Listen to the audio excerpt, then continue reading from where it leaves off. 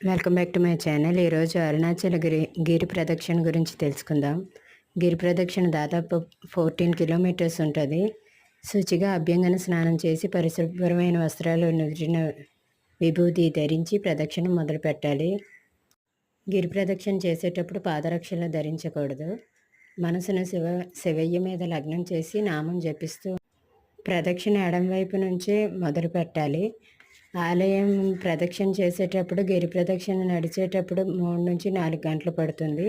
ప్రదక్షిణ సమయంలో ఎదురయ్యే అన్ని ఆలయాలను దర్శించుకోవాలి. ప్రదక్షిణం చేస్తూ తరచూ అరుణాచల గిరిని వీక్షిస్తూ ఉండాలి. అరుణాచల గిరి ప్రదక్షిణం చేసేటప్పుడు కలిగే ఫలితాలు: ఆదివారం గిరి ప్రదక్షిణ చేస్తే శివలోక ప్రాప్తి, సోమవారం పూర్ణ ఆరోగ్యం, మంగళవారం రుణ విముక్తి, బుధవారం సరస్వతి ప్రసన్నత, గురువారం గురుత్వం, శుక్రవారం లక్ష్మీ కటాక్షం, శనివారం గ్రహపీడ విముక్తి.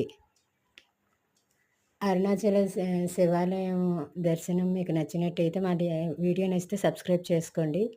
Thank you.